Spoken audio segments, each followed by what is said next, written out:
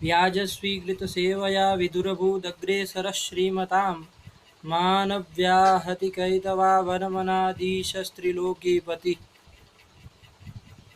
संभिन्नाब्जकुलप्रसूतिविभवा दम्भोजमब्जालयो यस्य श्रीगिरिजापदाम्बुजयुगं तत्स्यादभीष्टप्रदम्।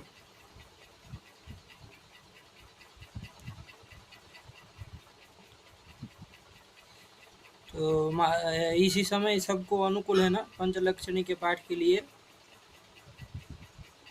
महाराज जी, आपका वो शाम को कोई पाठ चलता है तो कौन से समय से चलता है फिर?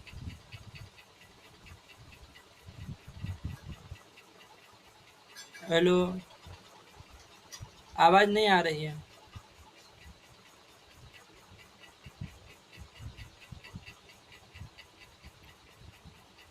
सबकी आवाज नहीं आ रही है। आ रही है बस, हाँ ठीक, अब आई।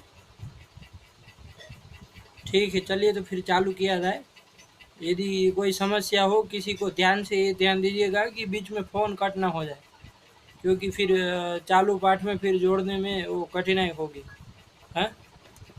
इसलिए सब लोग थोड़ा ध्यान दीजिएगा, फ़ोन कट ना हो जाए बीच में। और कोई आवाज़ की कुछ समस्या हो तो तुरंत बताए, वरना फिर पाठ आगे चला जाएगा, पता नहीं चलेगा। ठीक, चलिए चालू करते हैं। तो व्याप्ति पंचलक्षणी चालू करनी है ना। ग्रंथ के नाम से ही पता चल रहा है इसमें क्या होगा। पंचलक्षणी हम कहते हैं ना, पंचानाम लक्षणानाम समाहारः पंचलक्षणी, मतलब 5 लक्षणों का जिसमें वो निरूपण हुआ है, उसी को पंचलक्षणी कहते हैं। अब किसके लक्षण हैं? तो व्याप्ति के लक्षण हैं, ठीक है ना। व्याप्ति कहिए चाहे अनुमान कहिए, दोनों एक ही बात है। अनुमान किसको कहते हैं? आप लोग तर्क संग्रह में अच्छी तरह से पढ़े हैं। अनुमितिकरणम अनुमानम, साफ साफ है ना। अनुमान किसको कहते हैं? अनुमिति का जो करण है उसको अनुमान कहते हैं। अब अनुमिति, आपकी अनुमिति भी आपको पता है, अनुमिति किसको कहते हैं? पक्षः साध्यवान, इस तरह का जो ज्ञान होता है वही क्या है? आपकी अनुमिति है। जैसे पर्वतो वन्यमान, ये अनुमिति है, ठीक हुआ। इस अनुमिति का जो करण है उसी को हम अनुमान कहते हैं। अब उसमें 2 तरह के मत भेद है कि नव्य लोग जो है, नव्य नैयायिक लोग, वो लोग ऐसा कहते हैं कि परामर्श जो है वो अनुमिति का कारण है। और प्राचीन जो नैयायिक लोग हैं वो लोग कहते हैं कि व्याप्ति ज्ञान जो है, ठीक है ना, वो स्मरणात्मक रहे, वो जो रहे, लेकिन व्याप्ति ज्ञान जो है वो क्या है? आपका अनुमिति का कारण है, ठीक। ये 2 तरह का मत है। अब उसमें हमको नहीं जाना है, वो आप सब लोग तर्क संग्रह में प्रायः अधिक अध्ययन कर चुके हैं। अभी मुख्यतः हमको सोचना है कि अनुमिति का कारण व्याप्ति ज्ञान हुआ, उसी को हम क्या कहते हैं? अनुमान कहते हैं। बात समझ में आई? उसी व्याप्ति के कई सारे लक्षण हैं। पूर्व पक्ष व्याप्ति में भी देखिए 2 तरह के भेद हैं, ठीक है ना। कौन? अन्वय व्याप्ति और व्यतिरेक व्याप्ति। अन्वय व्याप्ति और व्यतिरेक व्याप्ति। वो अन्वय व्याप्ति में भी 2 भेद हैं, एक पूर्व पक्ष व्याप्ति है और एक सिद्धांत व्याप्ति है, ठीक है ना। ये संक्षेप में थोड़ी भूमिका बांध रहे, ज़्यादा कुछ नहीं कहेंगे क्योंकि आप सबको पता ही है ये सब बातें, लेकिन एक बार स्मरण हो जाए शुरुआत में। तो पूर्व पक्ष व्याप्ति का तात्पर्य है वो अन्वयी है, लेकिन पूर्व पक्ष व्याप्ति मतलब यही सब जो पंचलक्षणी में 5 लक्षण आए हैं वो, फिर इसके बाद जागदीशी व्यधिकरण जो है उसमें भी कोई 14-15 लक्षण हैं, चतुर्दश लक्षणी जिसको कहते हैं, तो वो भी सब पूर्व पक्ष व्याप्ति के अंतर्गत ही आता है। उसके बाद सिद्धांत लक्षण है, सिद्धांत व्याप्ति, वही क्या, वो दूसरा भेद। एक देखिए, पूर्व पक्ष अन्वय व्याप्ति और व्यतिरेक व्याप्ति, अन्वय व्याप्ति में दो है, पूर्व पक्ष व्याप्ति और सिद्धांत व्याप्ति। उसमें पूर्व पक्ष व्याप्ति का तात्पर्य यही सब जो 5 लक्षण इसमें है प्रकृत ग्रंथ में, और चतुर्दश लक्षणी में 14 लक्षण है, वो आपके पूर्व पक्ष व्याप्ति में ही आएंगे। उसके बाद अंततो गत्वा चिंतामणिकार ने सिद्धांत व्याप्ति कही, जो कि उस आप सबको पता है, प्रतियोग्य समानाधिकरण हेतु समानाधिकरणात्यंता भावीय भावीय प्रतियोगिता नवच्छेदकम छेदकम यत् साध्यतावच्छेदकम तदवच्छिन्न साध्य समानाधिकरण्यम व्याप्ति, ये आपकी सिद्धांत व्याप्ति है। ठीक हुआ। उसके पहले वाली जितनी भी व्याप्तियां है सब की सब पूर्व पक्ष व्याप्ति के अंतर्गत है, उसमें कोई न कोई दोष है, इसीलिए उसको पूर्व पक्ष व्याप्ति के रूप में कहा गया है। कोई अन्य दार्शनिकों ने ऐसी ऐसी व्याप्ति मानी है जिनका खंडन नैयायिकों ने किया है, तो वही सब व्याप्ति आपकी पूर्व पक्ष व्याप्ति के नाम से बोधित होती है। और सिद्धांत व्याप्ति आपको पता है, जो कि अंततो गत्वा नैयायिकों ने स्वीकार की है। और व्यतिरेक व्याप्ति जो दूसरा भेद था व्याप्ति का, वो भी आप सबको पता है, उसमें कुछ ज़्यादा नहीं है। साध्या भाव व्यापकी भूता भाव प्रतियोगित्वम, यही आपकी व्यतिरेक व्याप्ति है। ठीक, तो सामान्य रूप से ये सब व्याप्ति का प्रपंच है, उसको आप सब ने जाना। अब हमको पूर्व पक्ष, आप सबको आवाज आ रही है ना? किसी को कोई समस्या नहीं है ना? अच्छा ठीक, चलिए। तो अब पूर्व पक्ष व्याप्ति में हम लोग को विचार करना है, तो उसी के लिए इन्होंने ग्रंथ बनाया है व्याप्ति पंचकम। अब देखिए, एक ध्यान दीजिए, न्याय के ग्रंथों में आप सबको पता है कि बीच में एक आचार्य हुए, आचार्य गंगेशोपाध्याय, उन्होंने चिंतामणि ग्रंथ की रचना की है। और हम जैसे जानते हैं कि वो नव्य न्याय के प्रणेता है ना, आरंभ करता है। जो ये शैली अभूतपूर्व लाए वो यही आचार्य लाए, और चिंतामणि ग्रंथ की उन्होंने रचना की है। अभी चिंतामणि ग्रंथ जो आपका है बहुत बड़ा है, उसमें प्रत्यक्ष खंड है, अनुमान खंड है, उपमान खंड है और शब्द खंड है, चारों खंडों में वो विभक्त है। उसमें अनुमान खंड है, अनुमान खंड में भी पूर्व में अनुमिति का निरूपण, उसके बाद अनुमान का निरूपण मतलब व्याप्ति ज्ञान का, इस तरह क्रम से उसमें पक्षता, हेत्वाभास, ऐसा करके क्रम से एक एक हेत्वाभास का सबका वर्णन अनुमान खंड में किया गया। बात समझ में आई? उसमें ये जो अनुमान खंड है उसमें व्याप्ति का एक जो प्रकरण है, ये जो पंचलक्षणी ग्रंथ है, उसमें चिंतामणि ग्रंथ का आपके सामने पुस्तक होगा, उसमें देखेंगे आपको ज़्यादा से ज़्यादा 9-10 लाइन की ही वो पुस्तक है, मतलब वो ग्रंथ है, मूल ग्रंथ तो चिंतामणि ग्रंथ, जो कि ननु अनुमिति हेतु व्याप्ति ज्ञाने का व्याप्ति ही यहाँ से चालू हो रहा। सबके पास पुस्तक है ना सामने? ठीक, तो ये ननु अनुमिति हेतु व्याप्ति ज्ञाने का व्याप्ति ही, ये जो आपका चिंतामणि ग्रंथ यहाँ से चालू हो रहा पंचलक्षणी का, और केवलान्वयिन्य भावात यहाँ तक खत्म हो जाता।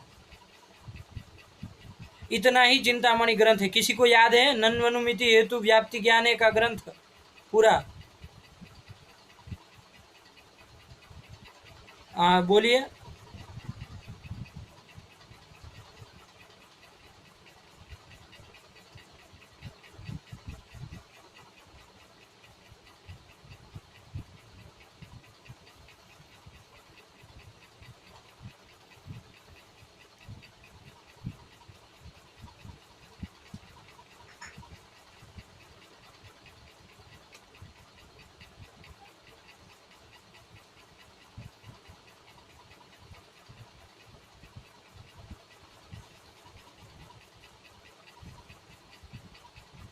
बस इतना जो ग्रंथ है, आप सब लोग देख लीजिएगा, बाद में वो थोड़े टुकड़े टुकड़े में होगा, जहाँ जिसका प्रसंग आया उतना ग्रंथ उस पृष्ठ पे लिखा है।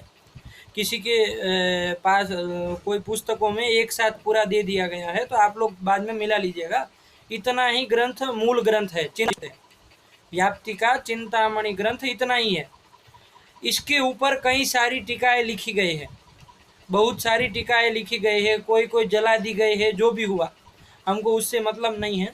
लेकिन मुख्यतः अभी 2 टीकाएं इसमें प्रचलित है, उपलब्ध है और अध्ययन में अध्यापन में आती है। तो उसमें 2 टीकाएं कौन सी है, थोड़ा ये ग्रंथ का परिचय जान लीजिए ताकि आपको पढ़ने में फिर सरलता रहे।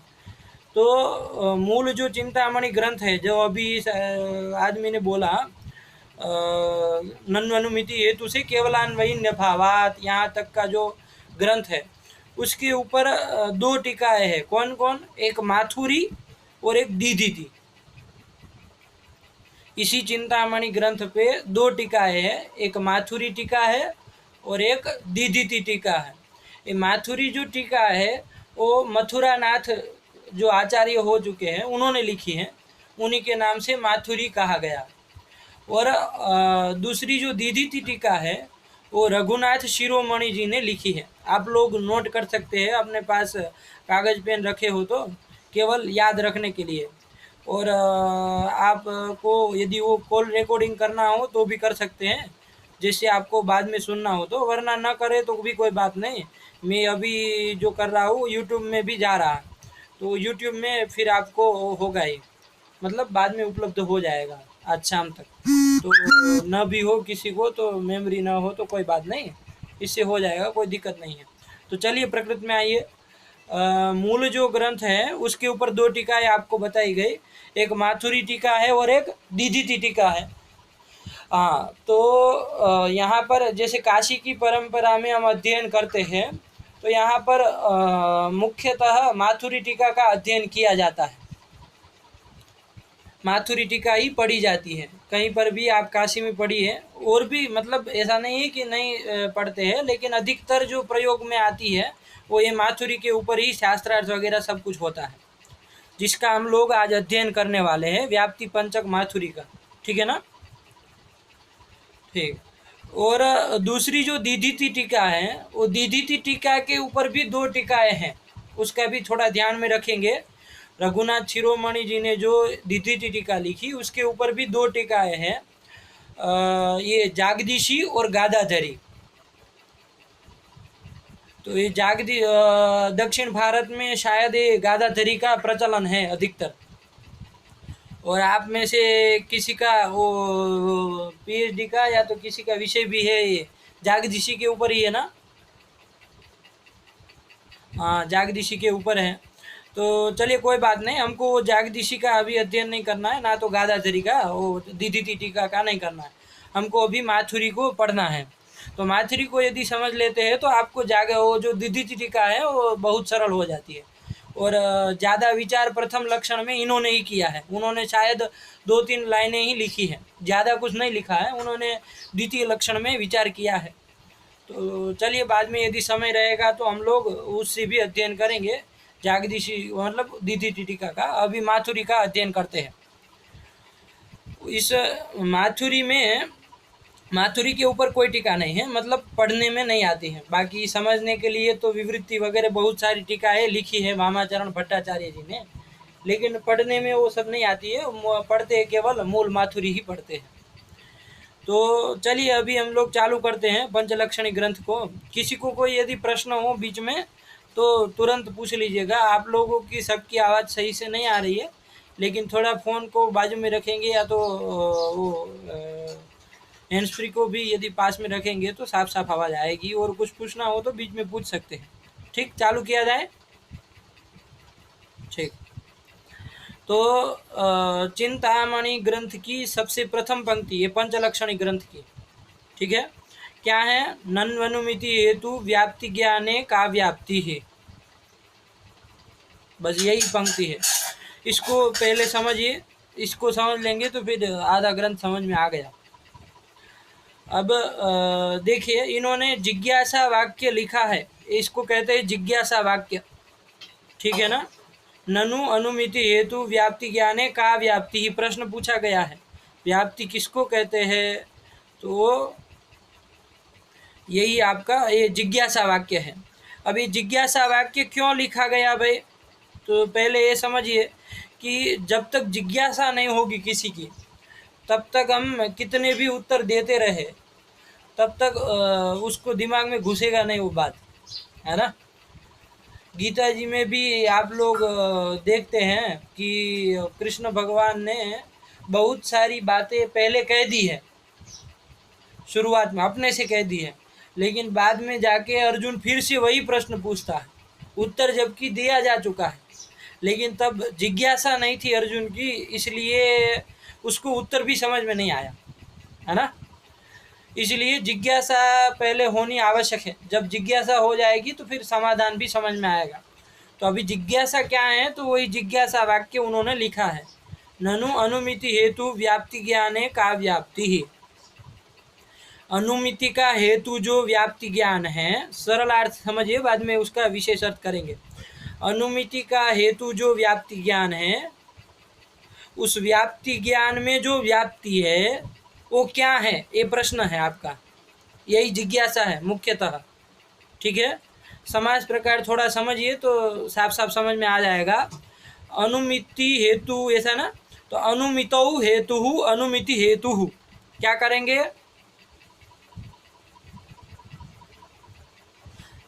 सप्तमी तत्पुरुष समास करेंगे। ठीक है, अनुमितौ हेतु अनुमिति हेतु, उसके बाद अनुमिति हेतु च तद व्याप्ति ज्ञानम अनुमिति हेतु व्याप्ति ज्ञानम, ये क्या हुआ आपका कर्मधारय समास हुआ।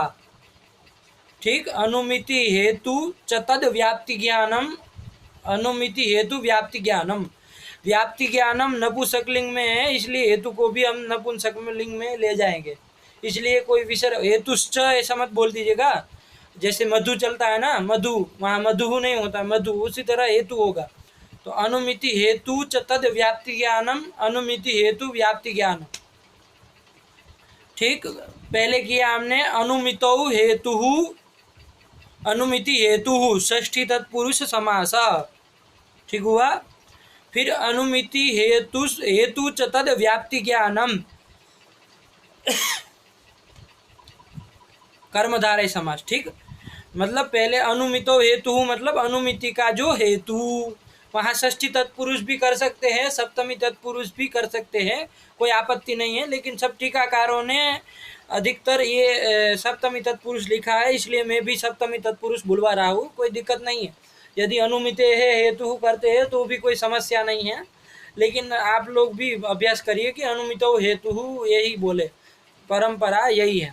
ठीक, तो अनुमिति का जो हेतु, अनुमिति हेतु मतलब अनुमिति का जो हेतु, कौन है अनुमिति का हेतु, आप सबको, हेतु मतलब कारण, हेतु मतलब कारण।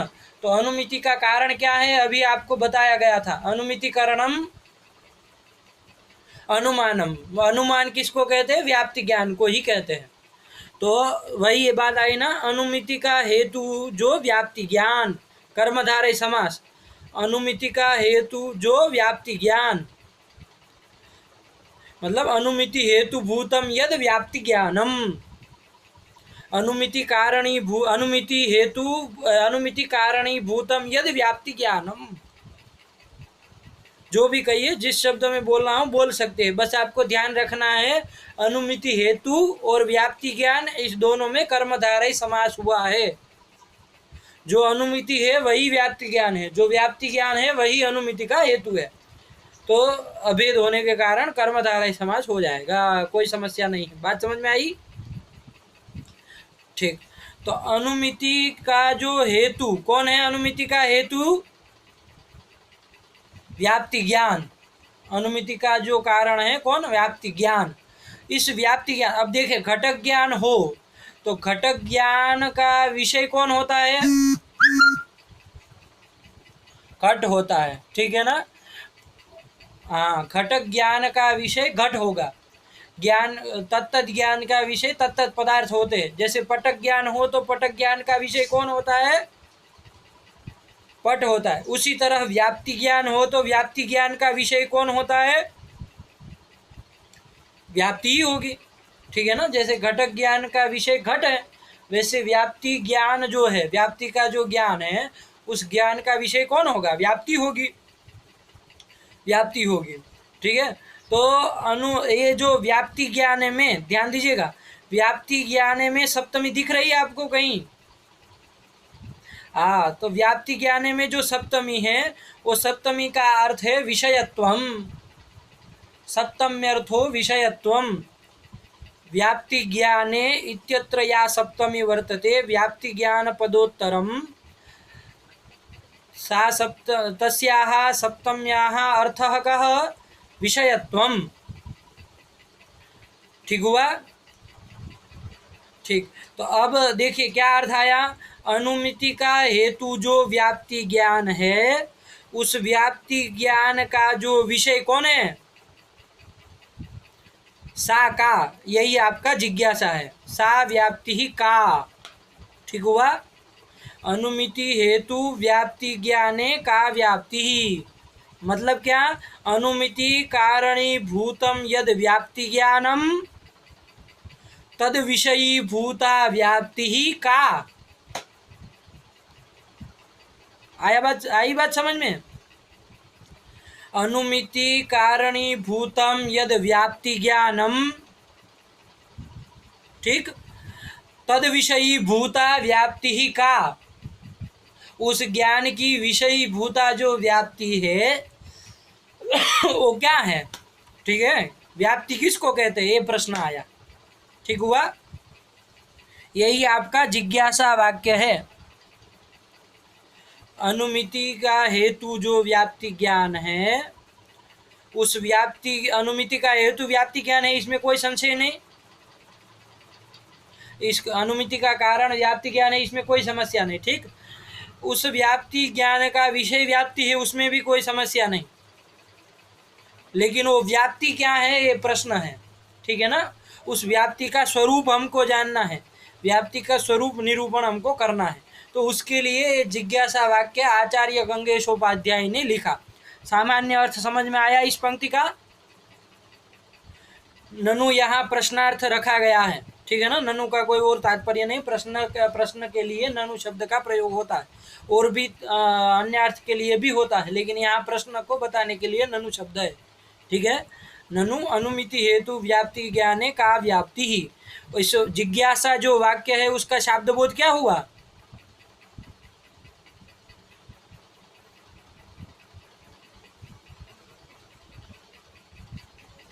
ठीक हुआ?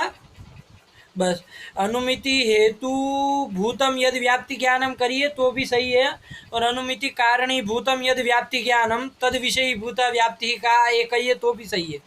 ठीक, और यदि पूरा साथ में बोलना हो, बीच में तद विषयी भूता ये सब तोड़ तोड़ के न बोलना हो, तो उसके लिए भी ध्यान दीजिए। अनुमिति कारणी भूत व्याप्ति ज्ञान विषयी भूता व्याप्ति का क्या होगा? अनुमिति कारणी भूत व्याप्ति ज्ञान विषयी भूता व्याप्ति का। भाई आई बात समझ में? ये मूल आपका जो जिज्ञासा वाक्य है वो जिज्ञासा वाक्य का बोध हुआ। वाक्यार्थ बोध क्या हुआ प्रथम जिज्ञासा वाक्य का?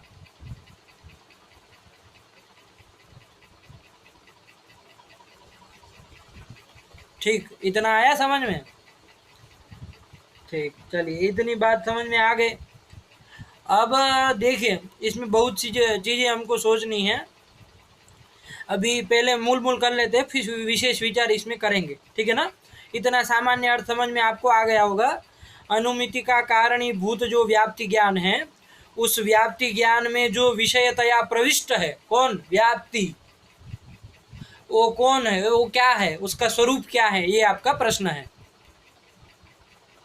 ठीक, चलिए अब इसके ऊपर टीका लिखी हुई है, ये मथुरा नाथ ने क्या लिखा है, थोड़ा पढ़िए कोई एक आदमी।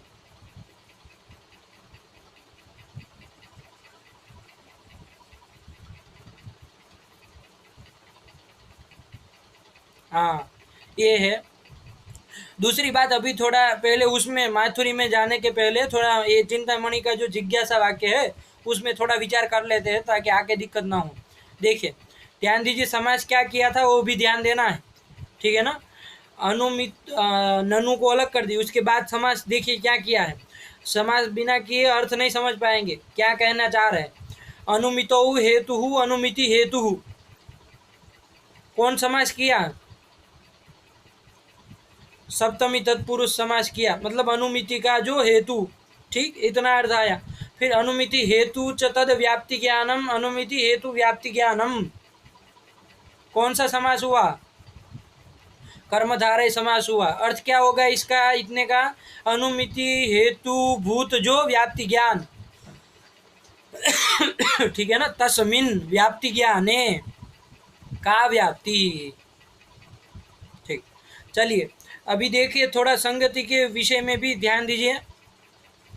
संगति एक वाक्य है, ना संगतम प्रयुंजीत, ठीक है ना, बिना संगति के कोई भी बातें नहीं की जा सकती।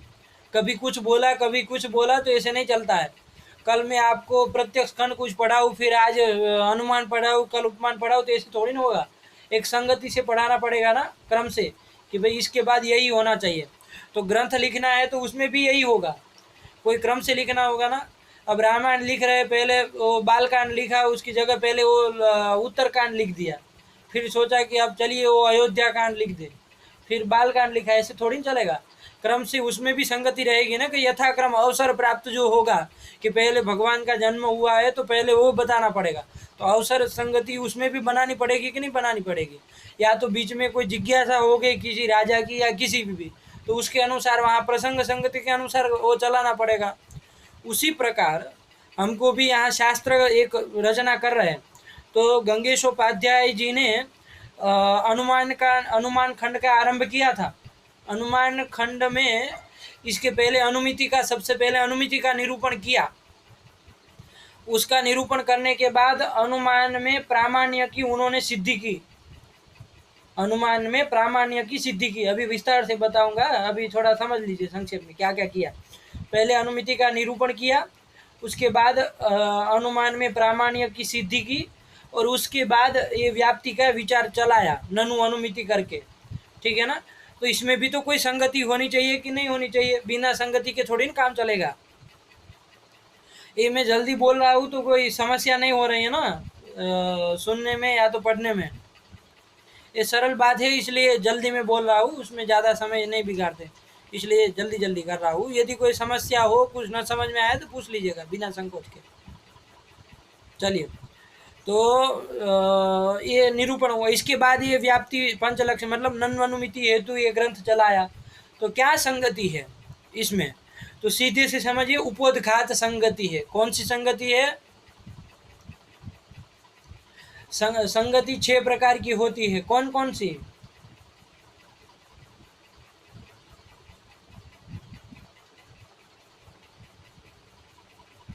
षोडा संगति ऋष्यते, सही से, ठीक। तो इसमें जो द्वितीय संगति बताई उपोदघात संगति, वही संगति है, ठीक है। ये ग्रंथ में उपोदघात संगति ही है। ये उपोदघात संगति को बताने के लिए यही वाक्य लिखा गया।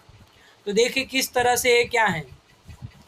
अभी देखिए अनुमिति हेतु व्याप्ति ज्ञानम, आपने ऐसा किया ना, तो अनुमितो हेतु अनुमिति हेतु किया। अब यहाँ अनुमिति से कौन सी अनुमिति लेनी है? अब आप कहेंगे वन्य अनुमिति ले लेंगे, खटानुमिति ले लेंगे, कोई भी अनुमिति ले लेंगे, यत्किंचित अनुमिति ले लेंगे, या तो सब अनुमितियाँ ले लेंगे। तो ये नहीं लेना है। अनुमिति पद से यहाँ पर एक विशेष अनुमिति ही लेनी है, सब अनुमितियाँ नहीं लेनी है, या तो यत्किंचित अनुमिति नहीं लेनी है। पर्वतो वन्यमान ये अनुमिति से पर्वतो वन्यमान अनुमिति को नहीं समझना है, ठीक है ना। क्योंकि यदि आपने अनुमिति पद से पर्वतो वन्यमान या तो घटानुमिति पटानुमिति या तो वन्य अनुमिति कोई भी अनुमिति ले ली, तो यहाँ पर उपोदघात संगति नहीं बना पाएंगे। इसलिए उपोदघात संगति करने के लिए यहाँ पर आपको क्या करना है, अनुमिति पद से कोई विशेष अनुमिति लेनी है। क्या लेनी है? कोई विशेष अनुमिति लेनी है। वो अनुमिति क्या है? तो उसके जो गंगेशोपाध्याय जी ने इस ग्रंथ के पहले जो बताई वही अनुमिति लेनी है। क्या है वो अनुमिति? उसका आकार देखिए, बोल रहा हूँ, अनुमान का आकार बोल रहा हूँ, पूरा अनुमान का आकार क्या है वो? अनुमानम प्रमाणम प्रमितिकरणतावच्छेदक धर्मवत्वात्। क्या बताया? अनुमानम प्रमाणम प्रमितिकरणतावच्छेदक धर्मवत्वात्। तो साथ में ध्यान दीजिएगा, अनुमानम प्रमाणम प्रमितिकरणतावच्छेदक धर्मवत्वात्। ठीक है ना। जैसे मैं आपको बताता हूँ पर्वतो वन्यमान धूमात, ये अनुमिति आपको बताई। इसमें आप बताइए अश्विनी जी, आप बताइए कौन पक्ष है, कौन साध्य है, कौन हेतु है, और किसकी कहाँ सिद्धि कर रहे हैं, कौन से हेतु से कर रहे हैं, पूरा बताइए।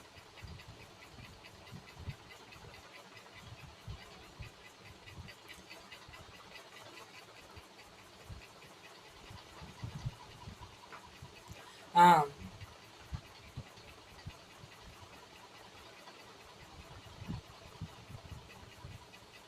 पर्वत में कर रहे हैं, बात समझ में आई। उसी प्रकार यहाँ पर आपको महाराज जी बताएंगे। महाराज जी सुन रहे हैं ना? हाँ महाराज जी, आपको बताना है अनुमानम प्रमाणम प्रमितिकरणतावच्छेदक धर्मवत्वात्। ये पूरा उसी तरह का एक स्थल है, इसमें पक्ष साध्य और हेतु आपको बताना है। जी बताइए। ठीक जी, ठीक, प्रमाणत्व साध्य है, ठीक कहा ना? सबको समझ में आया? अनुमान ये पक्ष है, ठीक। और प्रमाणत्व, प्रमाणत्व देखिए इसमें ध्यान दीजिए, प्रमाणत्व में प्रमाण शब्द से भाव में त्व प्रत्यय करेंगे, ठीक है ना, तो प्रमाणत्व बनेगा। अब देखिए जहाँ वानमान नहीं होता वहाँ पर त्व जोड़ी साध्य जान सबको पता है, तो प्रमाणम कहा है हमने, तो प्रमाणत्व क्या हो जाएगा आपका? साध्य हो जाएगा। अब प्रमाण शब्द से जब भाव में त्व प्रत्यय करते हैं तब प्रमाणत्व बनता है, और जब श्यय प्रत्यय करते हैं तब प्रामाण्य बनता है। दोनों का अर्थ एक ही है, ठीक है ना। तल प्रत्यय करेंगे तो प्रमाणता बनता है, तीनों का अर्थ एक ही है। आप साध्य में प्रमाणत्व भी बोल सकते हैं, प्रमाणता भी बोल सकते हैं, और प्रामाण्य भी बोल सकते हैं, लेकिन परंपरा के अनुरोध से आप लोग बोलेंगे प्रामाण्य साध्य है। क्या बोलेंगे? प्रामाण्य हमारा यहाँ पर साध्य है, ऐसा ही कहना है आपको, ठीक हुआ जी। तो अनुमान में प्रामाण्य की सिद्धि कर रहे हैं, किस हेतु के द्वारा? हाँ, प्रमितिकरणतावच्छेदक धर्मवत्व हेतु के द्वारा प्रामाण्य की सिद्धि कर रहे हैं अनुमान में, ठीक है ना, कि अनुमान प्रामाण्यवान है, मतलब प्रमाण है। अनुमान जैसे इंद्रियम, यथा इंद्रियम दृष्टांत में दे दीजिए, यथा इंद्रियम, जैसे इंद्रिय भी क्या है? प्रमाण है, मतलब प्रामाण्यवती है, प्रामाण्यवत है। इंद्रिय शब्द चूंकि संस्कृत में नपुंसकलिंग में चलता है और हिंदी में वो चलता है, क्या हिंदी में मतलब स्त्रीलिंग में चलता है, तो प्रामाण्यवती निकल जाता है। लेकिन ध्यान दीजिए, आप लोग समझदार हैं। तो जैसे इंद्रिय प्रामाण्यवत है, उसी तरह अनुमान भी प्रामाण्यवत है, ठीक है ना। प्रामाण्यवत अनुमान शब्द भी नपुंसकलिंग में चलता है, ठीक है ना। तो अनुमानम प्रामाण्यवत ऐसा कहिए, चाहे प्रमाणम कहिए, दोनों एक ही बात है, ठीक है ना। हेतु क्या बताया? प्रमितिकरणतावच्छेदक धर्मवत्व, ठीक, बात समझ में आई। दृष्टांत आपको मिल गया है, यथा इंद्रियम, बस इतना आपको समझना। अब देखिए इसमें देखिए हेतु वो रहता है कि नहीं रहता पक्ष में। देखिए प्रमितिकरणतावच्छेदक धर्मवत्व हेतु है, इसको समझिए क्या है। प्रमिति मतलब प्रमा, प्रमा कहिए, प्रमिति कहिए, सब एक ही बात है। सैव प्रमा सैव प्रमिति, तो प्रमितिकरण मतलब प्रमाकरण, एक ही बात हुई ना। प्रमितिकरण कहिए चाहे प्रमित, तो देखिए प्रमितिकरण कौन है? अनुमान है कि नहीं है? है, प्रमितिकरण अनुमान है, ठीक है ना, मतलब व्याप्ति ज्ञान है। और प्रमितिकरणता किस में रहेगी? प्रमितिकरण यदि अनुमान है तो प्रमितिकरणता किस में रहेगी? अनुमान निष्ठा, प्रमितिकरणता अनुमान निष्ठा रहेगी, होगी कि नहीं होगी? और प्रमितिकरणता का अवच्छेदक कौन होगा? अनुमानत्व होगा। ठीक हुआ। जैसे घट में यदि प्रकारता रहती है तो प्रकारता का अवच्छेदक कौन होता है? घटत्व होता है। उसी प्रकार प्रमितिकरणता यदि अनुमान में रह रही है तो करणता अवच्छेदक कौन होगा? अनुमानत्व होगा। ठीक है ना। जैसे घट में कार्यता है और दंड में कारणता है, तो कारणता किन निष्ठा? दंड निष्ठा। कारणता अवच्छेदक कौन होगा? दंडत्व। ठीक हुआ। उसी प्रकार यहाँ पर प्रमितिकरणता अवच्छेदक कौन होगा? ठीक है ना, क्योंकि प्रमितिकरणता किस में रह रही है? हाँ, तो प्रमितिकरणता अवच्छेदक क्या होगा? प्रमितिकरणता अवच्छेदक धर्म कौन हुआ?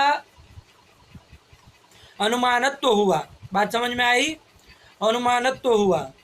अब प्रमितिकरणता अवच्छेदक धर्म ये हो गया। धर्मवत कौन होगा? अनुमानत्ववत कौन होगा? और तद्वत्व किस में जाएगा? अनुमान में चला गया, मतलब पक्ष में चला गया हेतु आपका। ठीक। प्रमितिकरणतावच्छेदक धर्मवत्व जो हेतु है वो आपका पक्ष में रह रहा है। यत्र यत्र प्रमितिकरणतावच्छेदक धर्मवत्वम तत्र तत्र प्रामाण्यम, इस तरह का आपका सामान्य रूप से यत्र यत्र धूमः तत्र तत्र वह्निः, ये जो अभिनय बताते हैं ना, व्याप्ति का अभिनय करते हैं ना, उसी प्रकार का यह भी अभिनय होगा। यत्र यत्र प्रमितिकरणतावच्छेदक धर्मवत्वम तत्र तत्र तत्र तत्र प्रामाण्यम, और जिसमें प्रामाण्य रहेगा उसको प्रमाण कहेंगे। ठीक है ना। बात समझ में आई कि नहीं आई? प्रमाण मतलब प्रामाण्यवत। ठीक हुआ। तो यत्र यत्र प्रमितिकरणतावच्छेदक धर्मवत्वम, ये समझ में आया? जैसे इंद्रिय में भी देख लीजिए, प्रमिति करके आपने प्रमिति मान लीजिए, प्रत्यक्ष प्रमिति ले ली, मतलब प्रत्यक्ष प्रमा ले ली, मान लीजिए, उसका प्रमितिकरण मतलब प्रत्यक्ष प्रमा का करण कौन होगा? इंद्रिय होगा। ठीक है ना। प्रत्यक्ष इंद्रिय मत बोलिए, इंद्रिय बोलिए केवल, ताकि कुछ कुछ ना हो जाए, वरना फिर समझ नहीं पाएंगे क्या प्रमा है क्या प्रमाण है। तो प्रमितिकरण करके इंद्रिय होगा कि नहीं होगा? प्रमितिकरणता किस में रहेगी? इंद्रिय में रहेगी। प्रमितिकरणता अवच्छेदक क्या होगा? इंद्रियत्व कहिए, प्रत्यक्षत्व कहिए, जो कि इंद्रिय को भी प्रत्यक्ष कहते हैं ना, वहां पर प्रमा और प्रमाण का एक ही नाम है, तो जो भी कहिए कोई दिक्कत नहीं। तो इंद्रियत्व हो गया। प्रमितिकरणता अवच्छेदक धर्म कौन हुआ? तो धर्मवत्व किस में जाएगा? देखिए धर्म क्या हुआ? प्रमितिकरणतावच्छेदक धर्म क्या हुआ? इंद्रियत्व हुआ। धर्मवत कौन होगा? और तत्व किस में जाएगा? इंद्रिय में जाएगा ना। ठीक है ना। मतु के बाद त्व प्रत्यय आता है तो प्रकृत्यर्थम गमयति, तो धर्मवत्व कहिए चाहे धर्म तक रुक जाइए, एक ही बात है। धूमवत्व कहिए चाहे धूम कहिए, एक ही बात है। उसी तरह प्रमितिकरणतावच्छेदक धर्म कहिए चाहे प्रमितिकरणतावच्छेदक धर्मवत्व कहिए, दोनों एक ही जगह में रहेगी। प्रमितिकरणतावच्छेदक धर्म इंद्रियत्व है, वो यदि इंद्रिय में रहता है तो प्रमितिकरणतावच्छेदक धर्मवत्व भी किस में रहेगा? इंद्रिय में रहेगा। तो यत्र यत्र प्रमितिकरणतावच्छेदक धर्मवत्व, तो इंद्रिय में रहा कि नहीं रहा? प्रमितिकरणतावच्छेदक धर्मवत्व। तो यत्र यत्र तद्धर्मवत् तादृश धर्मवत्वम तत्र तत्र प्रामाण्यम, तो उसमें भी प्रामाण्य है। ठीक है ना। उसमें भी प्रमाणत्व है, मतलब वो भी प्रमाण है। इंद्रिय को भी प्रमाण कहते, इसलिए कहा गया इंद्रियम प्रमाणम। आया ना तर्क संग्रह में? ठीक इसी प्रकार यत्र यत्र प्रत्यक इसी तरह उपमान में भी समझना है और इसी तरह शब्द में भी समझना है, सब में घट जाएगा, कोई दिक्कत नहीं है ना। अब हम प्रकृति में आते हैं, हम चूंकि अनुमान से अभी लेना देना है, क्योंकि यहाँ अभी प्रकृति ग्रंथ अनुमान खंड व्याप्ति का चल रहा। तो अनुमान में देखिए, अनुमानम प्रमाणम प्रमितिकरणतावच्छेदक धर्मवत्वात्। तो प्रमितिकरणतावच्छेदक धर्मवत्व जो हेतु है वो अनुमान में रह रहा है कि नहीं रह रहा है? तो उसमें प्रामाण्य भी रहेगा। जैसे जहाँ जहाँ धूम होता है वहाँ वहाँ वन्नी रहता है, तो जैसे धूम पर्वत में रहता है तो वहाँ वन्नी भी रहती है, उसी प्रकार प्रामितिकरणता अवच्छेदक धर्मवत्व अनुमान में रह रहा है, तो वहाँ पर प्रामाण्य की सिद्धि हो जाएगी। ठीक हुई? चलिए अब यहाँ पर देखिए किसकी सिद्धि कहाँ पर कर रहे हैं, किस हेतु से कर रहे हैं, अल्पेश जी बताएंगे।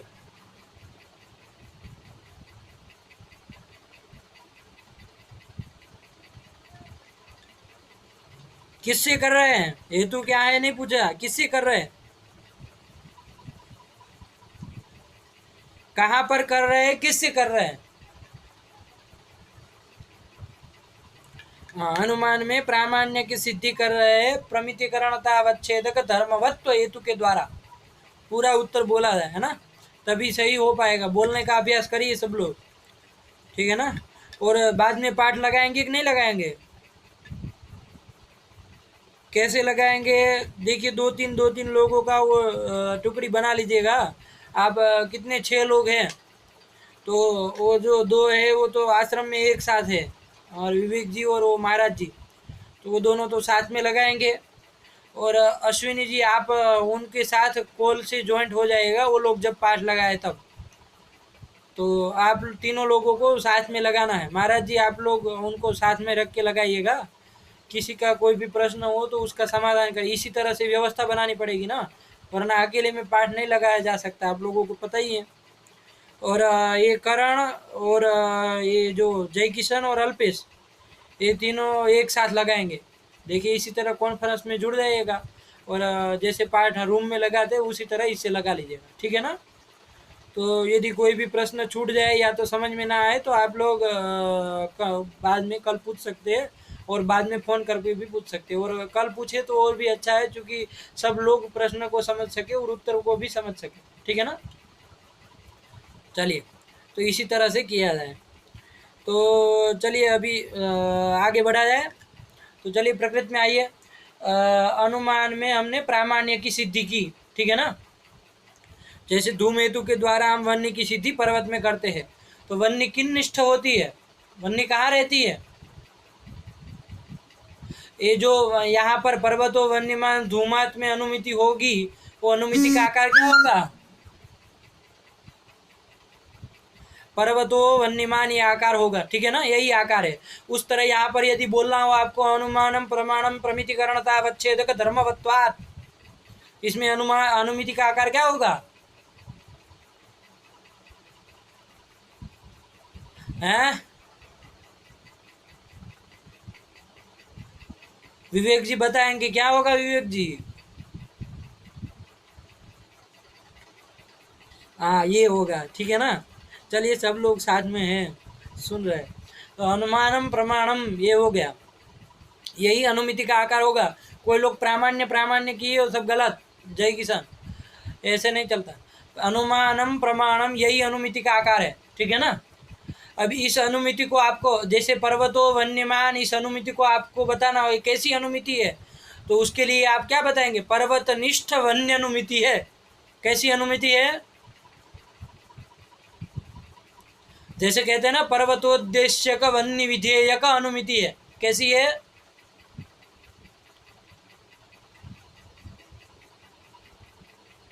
ऐसे कहते हैं ना पर्वत विशेष्य का और वन्य प्रकार का अनुमिति। वैसे अनुमिति में हम लोग उद्देश्य और विधेय का प्रयोग करते हैं, प्रकार विशेष्य का नहीं करते हैं, तो इसलिए विधेय उद्देश्य ही बोलिए। तो पर्वतोद्देश्य का वन्य विधेय का अनुमिति है कि नहीं है? पर्वतो वन्य माने अनुमिति, उसको इस तरह से भी बोल सकते हैं, पर्वतनिष्ठ वन्य अनुमिति। क्या बोलेंगे? वन्य कहाँ रहती है? तो पर्वत निष्ठा वन्नी और उसकी अनुमिति, पर्वत निष्ठ वन्य अनुमिति, तो कोई समस्या नहीं है ना। उसी तरह यहाँ पर भी आपको बोलना हो तो क्या बोलेंगे, अनुमानम प्रमाणम, ये जो अनुमिति है इसको बोलना हो तो क्या बोलेंगे,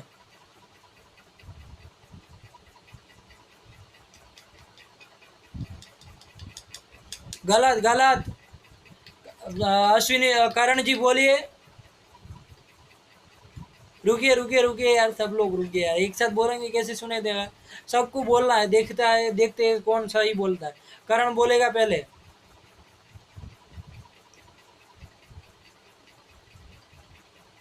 गलत, क्या कहा मैंने, पर्वतो वन्यमान, ये अनुमिति को क्या बोलेंगे, पर्वत निष्ठ वन्य अनुमिति बोलते हैं ना। उसी तरह अनुमानम प्रमाणम, इस अनुमिति को किस तरह से बोलेंगे,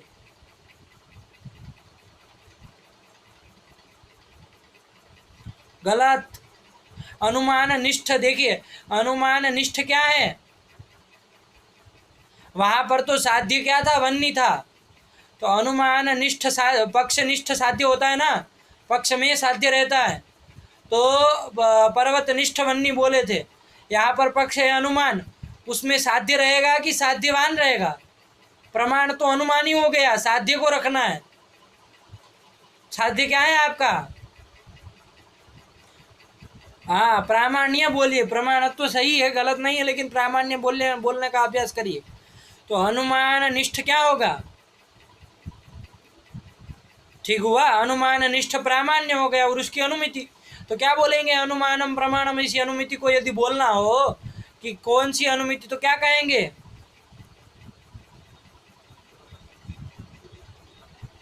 चलिए खिचड़ी हो रही है, सब लोग बारी बारी से बोलिए। अल्पेश बोलो पहले, कोई गलती नहीं करनी है। अल्पेश,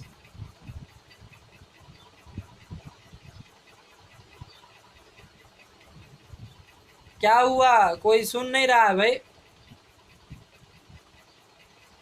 जय किशन बताओ। ये अल्पेश कहाँ चला गया, चलिए छोड़िए, कोई बात नहीं, ये आगे बढ़ा जाए, कोई दिक्कत नहीं। अश्विनी जी बोलिए। महाराज जी दोनों लोग बोलिए।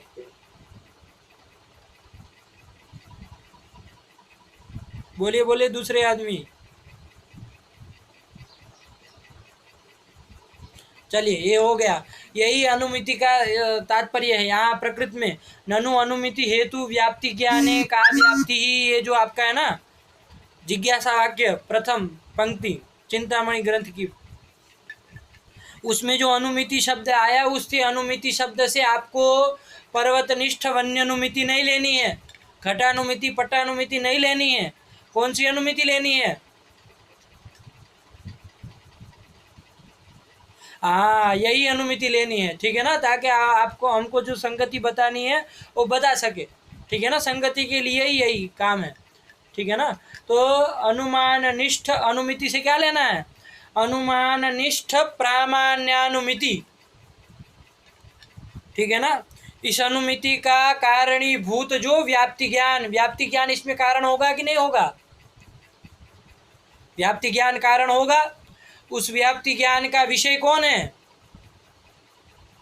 व्याप्ति ही होगा कि नहीं होगा, उस व्याप्ति ज्ञान का विषय व्याप्ति, वो सा व्याप्ति का, ये प्रश्न है आपका। हेलो।